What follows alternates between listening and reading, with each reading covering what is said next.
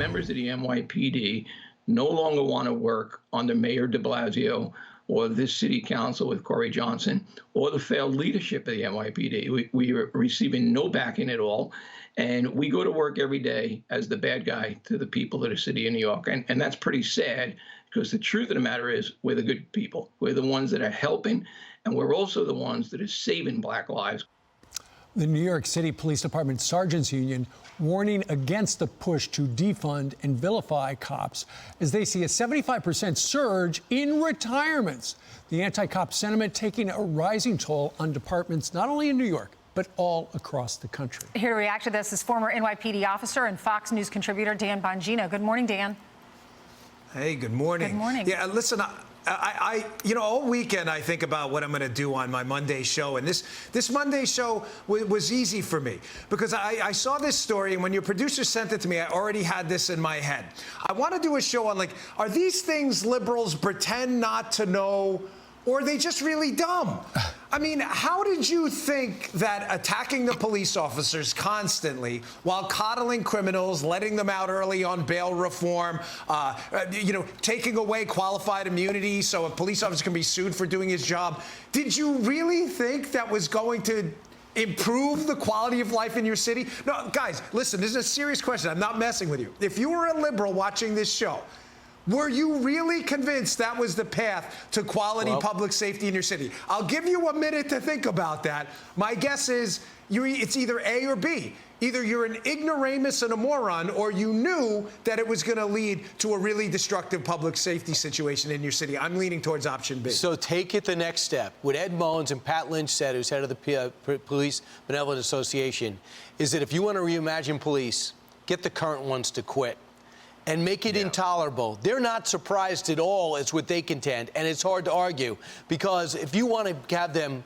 quit, empty the prisons, make them the bad guys, make them get sued, make them liable to be sued, get rid of all their instruments of protection, so they quit. They go, I can get a better job, I can make more money at Walmart than I can working in a lot of these police stations as an entry level without the consternation and anger. Right, and then the fear of getting Do you shot. think it's possible that that's part of the plan? But, well, what else would it be? I mean, I just opened up by saying, like, you're either really dumb, or you're trying to get them out. Or this is a plan. I mean, Brian, seriously. Listen, I don't like liberalism, obviously. I mean, I'm a conservative commentator. But I don't think they're stupid. I really don't. Bill de Blasio is not a moron. Yes, he is. Why is he doing this then? But having said that, I spoke at a charity event for police this weekend. It's perfect timing, this segment. For people who've kids scholarships for people who've been lost in the line of duty. It was really an interesting event, and I was happy to do it. But I said, there's this quote from the Bernard Malamud book, The Natural, Roy Hobbs, where they say, the girlfriend says to him, that we all live two lives, the one we learn from and the one we live after that. And I said at the speech, did we not learn from 1980s New York? The awful policing, the 3,000 dead bodies every couple of years we would find from murders and the drug wars. Did we not learn from the broken windows policing implemented afterwards that cleaned that up? Do you have any idea how many black lives have been saved? How many black men and women are alive now precisely because of the effective policing implemented under the broken windows policies of Rudy Giuliani, Jack Maple, and Bill Bratton? I lived through it, guys. Are we itching to go back to that? Do we want more death, more drugs? To me, it's just bizarre how the voters of New York City are still picking these people to do this, to destroy their city. Let's talk about one other topic. The president would like to raise taxes. He would like to essentially double the capital gains tax to almost 40%.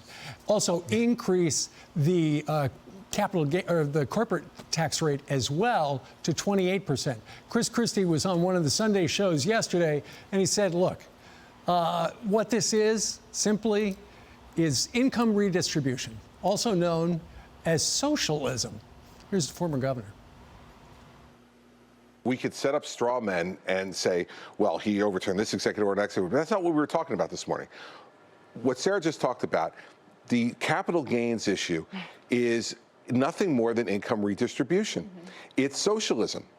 Joe Biden's proposal to do that. Let's remember that investment income, they've already paid taxes on it. It's redistribution of income, George.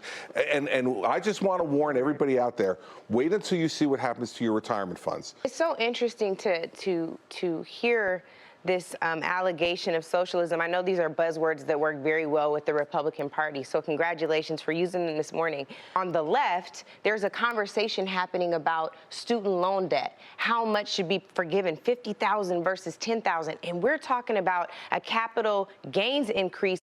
But ultimately, it is income redistribution, as is planned under the progressive tax code. Well, let me surprise you, Steve. That's not right. It's not income redistribution. You may be thinking, what? I thought you were a capitalist. No, I am. If you actually read the data, again, the producers read my mind this morning. Are these things liberals don't know? And you look at the Joint Committee on Taxation, by the way, Steve, not stacked with conservatives up in the Hill. The Joint Committee on Taxation has already said if you hike the capital gains tax to double what it is now, two things will happen. You'll destroy business and jobs, and get a load of part two, Steve. You'll raise less money. Right.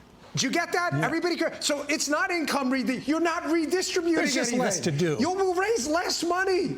Does everybody understand? There's a fascinating op-ed in the Wall Street Journal about this today. If you doubt any of the numbers, the Joint Committee on Taxation has already said, you guys will get less money and you'll destroy jobs, which again fits into my show today.